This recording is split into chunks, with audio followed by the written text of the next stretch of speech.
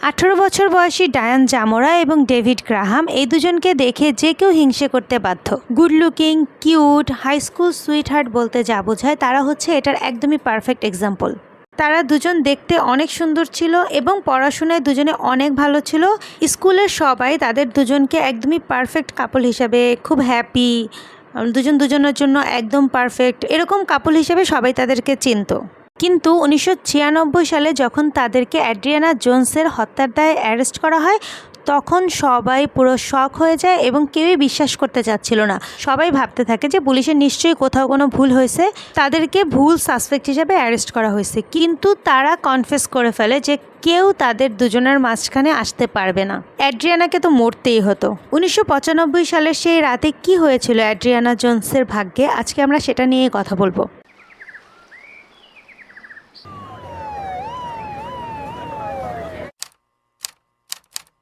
আসসালামু আলাইকুম, আমি স্নিগ্ধা। আশা করি আপনারা সবাই ভালো আছেন। আজকে চলে আসলাম নতুন একটা স্টোরি নিয়ে। 1995 সালের ডিসেম্বর মাসের 3 তারিখে টেক্সাসে একজন কৃষক তার ট্রাক চালিয়ে রাস্তা দিয়ে যাচ্ছিল।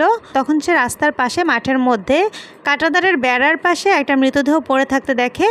তো দূর থেকে সে দেখে ভেবেছিল যে এটা হয়তোবা রোড অ্যাক্সিডেন্টের কেস, কিন্তু সে যখন মৃতদেহটার কাছে যায় তখন সে বুঝতে পারে যে না, এটা রোড অ্যাক্সিডেন্টের কেস না, এবং এই মৃতদেহটার চেহারা দেখে বোঝা যাচ্ছিল না যে এটা আসলে কার মৃতদেহ। তখন সে 911-এ কল দেয় এবং কিছুক্ষণের ভিতরে ওখানে পুলিশ, ফরেন্সিক টিম সহ চলে আসে।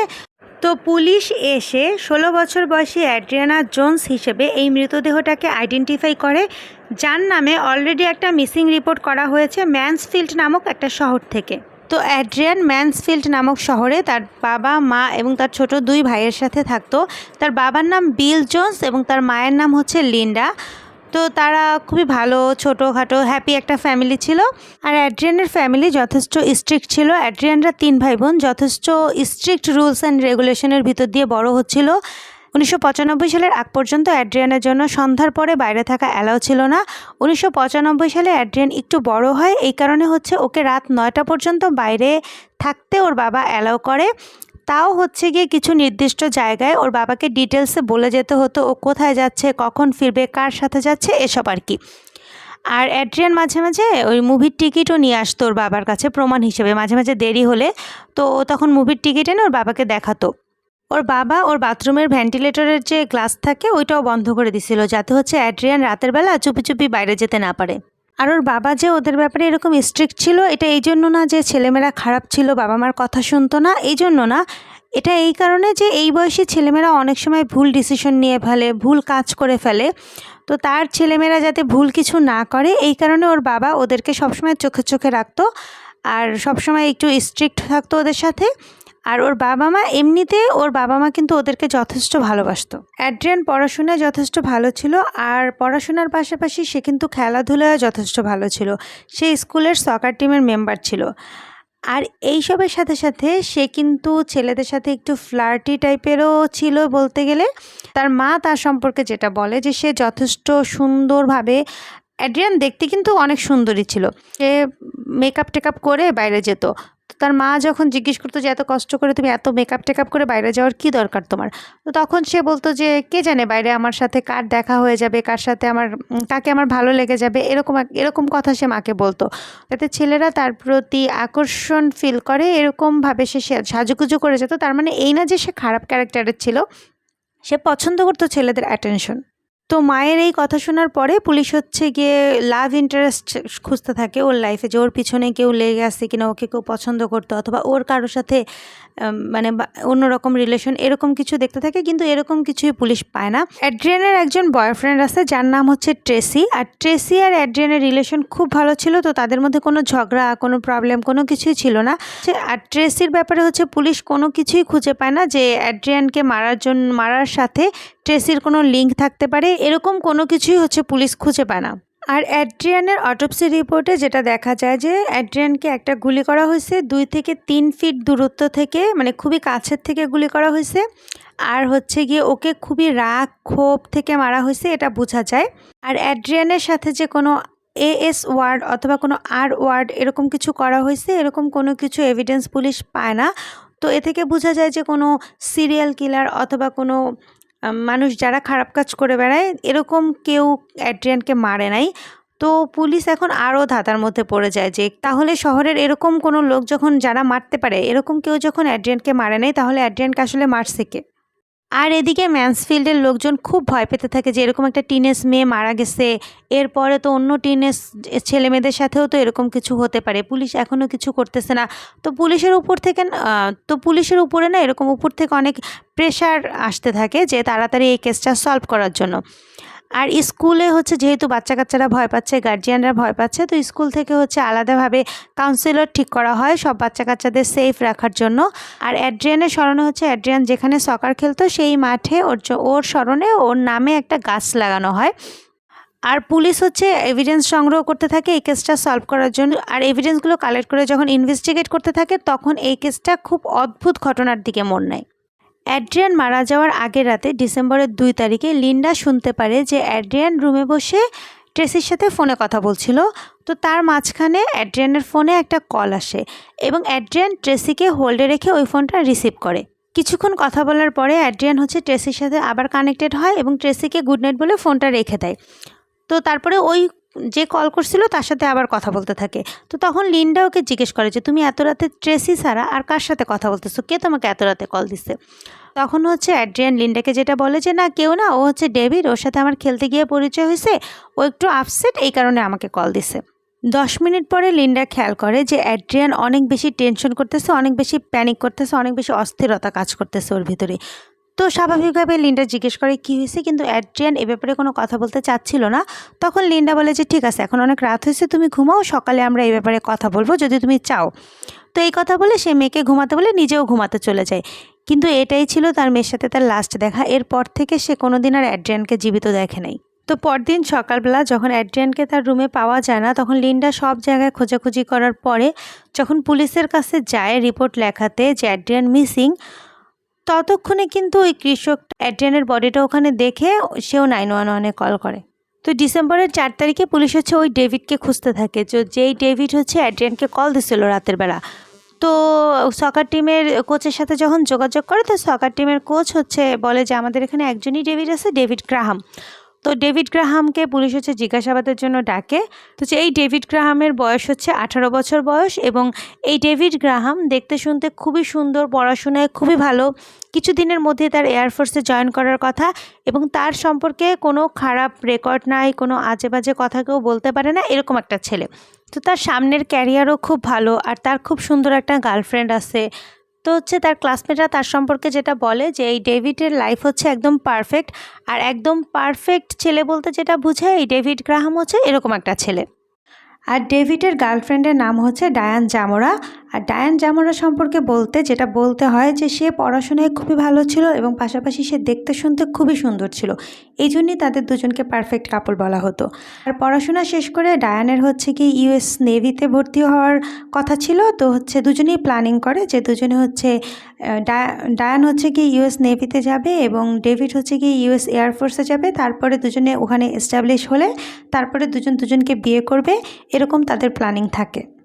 তো পুলিশ যখন ডেভিডকে জিজ্ঞেস করে যে 2 তারিখ রাতের বেলা সে অ্যাড্রিয়ানকে কল করছিল কিনা অথবা অ্যাড্রিয়ানের সাথে দেখা করছিল কিনা, তখন ডেভিড হচ্ছে পুরোপুরি অস্বীকার করে যে না, সে অ্যাড্রিয়ানকে ফোনও দেয় নাই, অ্যাড্রিয়ানের সাথে দেখাও করে নাই, আর কেনই বা করবে, তার তো কোনো প্রয়োজন নেই। আর পুলিশও হচ্ছে কোনো এভিডেন্স খুঁজে পায় না, যেহেতু হচ্ছে ডেভিডকে তাদের ছেড়ে দিতে হয়। আর লিন্ডা হচ্ছে মনে প্রাণে বিশ্বাস করতে থাকে যে এই ডেভিডই তার মেয়েকে কল দিচ্ছে এবং এই ডেভিডই হচ্ছে তার মেয়ের মৃত্যুর জন্য দায়ী। এই ডেভিড মিথ্যা কথা বলতেছে। আর অ্যাড্রিয়ানকে কিন্তু রুম থেকে জোর করে নিয়ে যাওয়া হয়নি, অ্যাড্রিয়ানকে নিয়ে যাওয়া হয়েছিল, অ্যাড্রিয়ান হচ্ছে নিজের ইচ্ছায় রুম থেকে গেছে। তার মানে অ্যাড্রিয়ান এমন কারোর সাথেই গেছে যাকে সে চিনত এবং যাকে সে বিশ্বাস করত। আর লিন্ডা বারবার সবাইকে ডেভিডের কথা বলার পরেও প্রায় 1 বছর সময় লেগে যায় পুলিশের ডায়ান আর ডেভিডকে অ্যারেস্ট করতে। অ্যাড্রিয়ানের বাবা মা পুলিশকে হচ্ছে প্রেশার করতে থাকে অ্যাড্রিয়ানকে কে মারছে এটা অ্যারেস্ট করার জন্য। আর ওদিকে হচ্ছে পুলিশের কাছে তো কোনো ক্লু ছিল না, তারা তো এদিক ওদিক হাতড়াচ্ছে এরকম করে। তো প্রথমে তারা হচ্ছে অ্যাড্রিয়ানের একটা ক্লাসমেট মেয়ে, তার উপর নজর রাখতে থাকে, তার কিছু ক্রিমিনাল রেকর্ড আছে, এই জন্য ওই মেয়েটার উপর অনেকদিন নজর রাখতে থাকে। তো ওই মেয়েটার বিরুদ্ধে কোনো কিছু পায় না, তো তারপরে তারা ওই মেয়েটাকে সাসপেক্ট লিস্ট থেকে বাদ দেয়।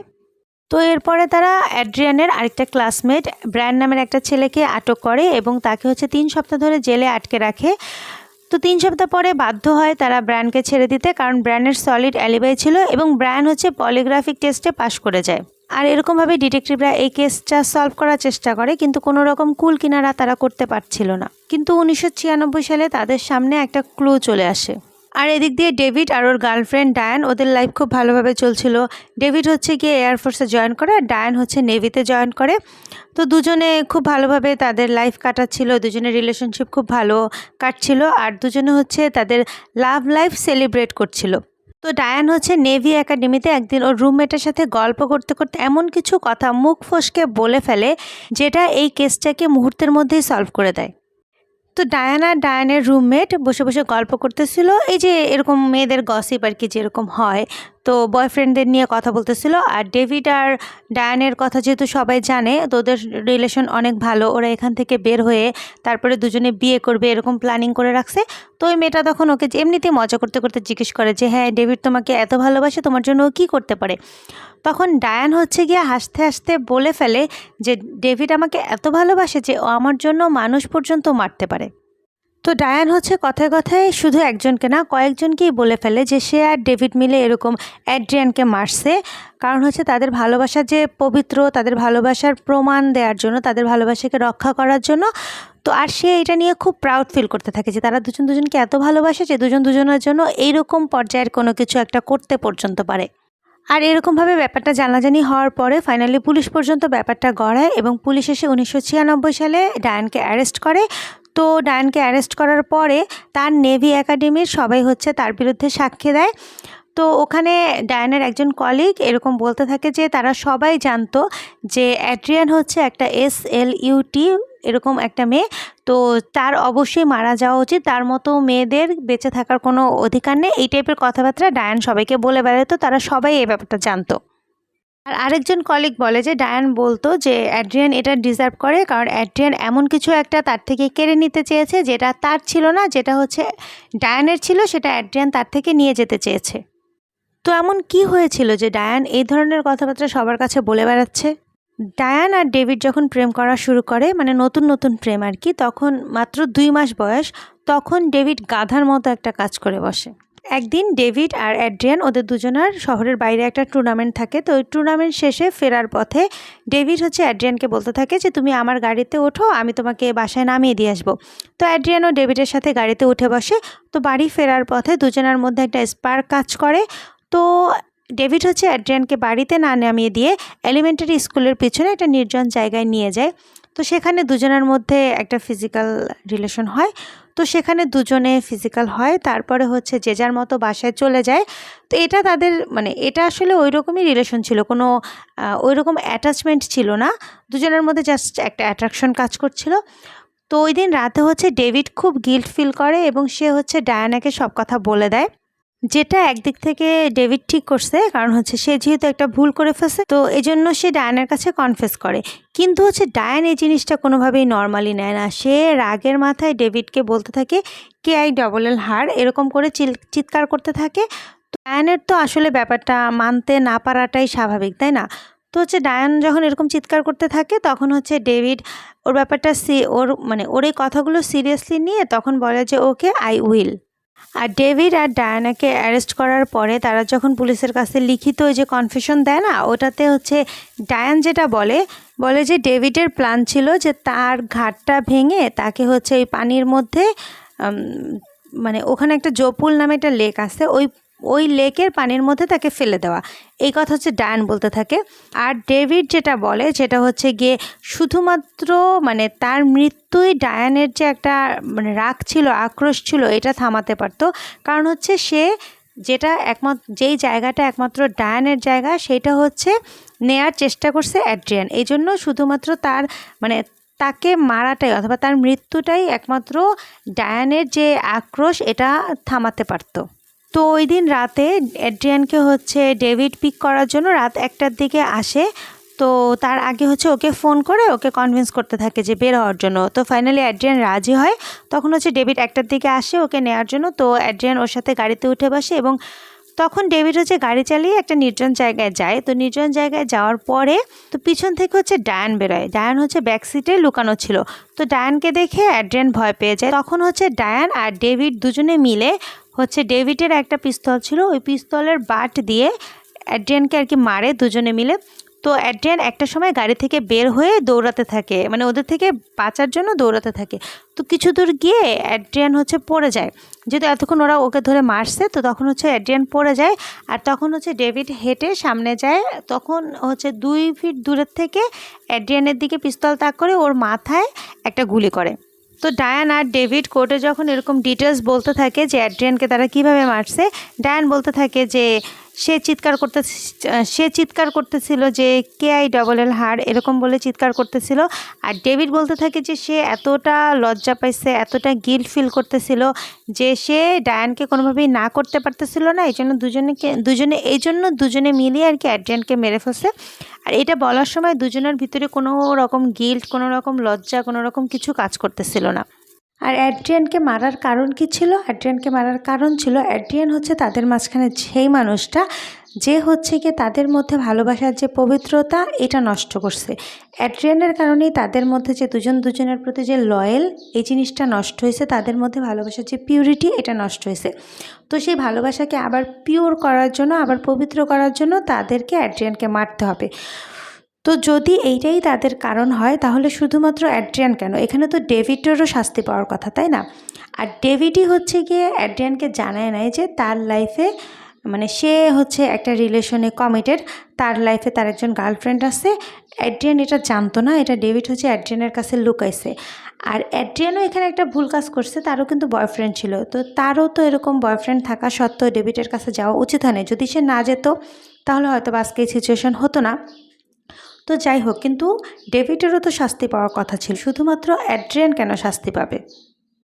তো তাদের কনফেশন, তারপর হচ্ছে বিভিন্ন কলিগদের কাছে ডায়ান যে এইসব কথা বলছে, তারপরে আরও সব কিছু এসব মিলাইয়া হচ্ছে কোর্ট তাদের দুজনকে, ডায়ান আর ডেভিডকে হচ্ছে লাইফ ইমপ্রিজনমেন্টের জন্য শাস্তি শোনায়।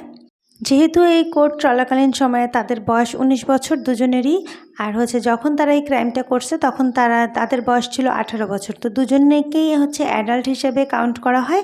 তো যদিও ডেভিড আর কিছু বলে না, কিন্তু এত বছর পরে এই 2023 সালে ডায়ান এসে একটা ইন্টারভিউ দেয় এবং সে বলতে থাকে যে সে এগুলোর কিছুই জানতো না। সে চাচ্ছিল, তার ইচ্ছা ছিল যে ডেভিড মারা যাক, অ্যাড্রিয়ান মারা যাক, সে মারা যাক, তারা সবাই মারা যাক। তার মানে এত রাগ লাগছিল, সে এগুলো বলতেছিল। কিন্তু এই জন্য যে ডেভিড এরকম একটা ডিসিশন নিয়ে ফেলবে, অ্যাড্রিয়ানকে মেরে ফেলবে, এটা সে বোঝে নাই। আর তখন ইন্টারভিউর তাকে জিজ্ঞেস করতেছিল যে তুমিও তো গাড়িতে ছিলা। তো সে বলে হ্যাঁ আমি গাড়িতে ছিলাম। তো তখন বলে যে আমি দেখি নাই, অথবা মানে আমার গ্লাস ছিল না, আমার কন্ট্যাক্ট লেন্স পরা ছিলাম না তখন, এই জন্য আমি দেখি নাই। তো সে গাড়ির ব্যাক সিটে বসা, আর সামনের সিটে হচ্ছে অ্যাড্রিয়ানকে ডেভিড মারতেছে, আর সে এটাকে কীভাবে দেখে নাই। আবার সে এটাও বলতে থাকে যে আমি শুনি নাই এরকম কিছু, হয়তো বা সে চিৎকার করছে, আমি শুনি নাই। তো সে পিছনেই বসা ছিল কিন্তু সে শুনে নাই, এরকম অদ্ভুত অদ্ভুত মিথ্যা কথা সে বলতে থাকে।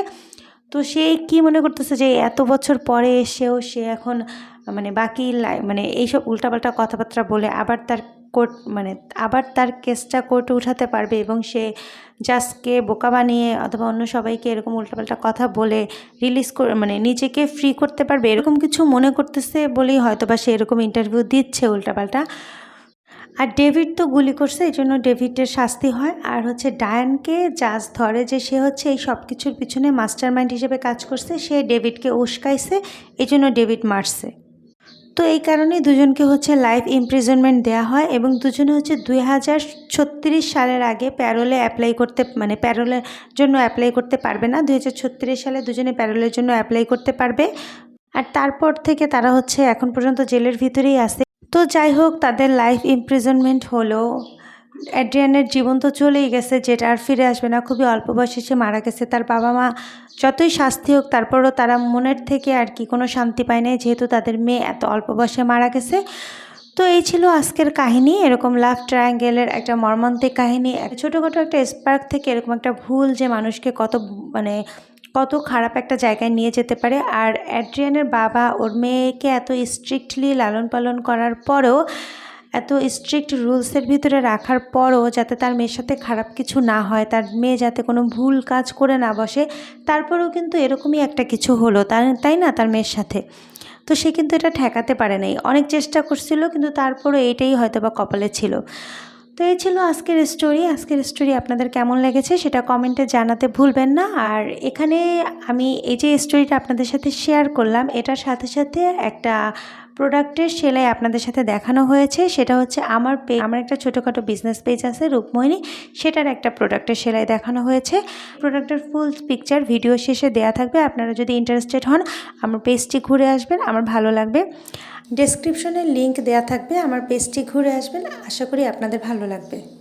আর আজকের স্টোরি যদি আপনাদের ভালো লেগে থাকে তাহলে অবশ্যই আমার চ্যানেলটি সাবস্ক্রাইব করবেন, আর লাইক, কমেন্ট এবং শেয়ার করে আমার এই ছোট্ট চ্যানেলটি গ্রো করতে সাহায্য করবেন। আবার চলে আসবো নতুন কোনো স্টোরি নিয়ে, ততদিন ভালো থাকবেন। আল্লাহ হাফেজ।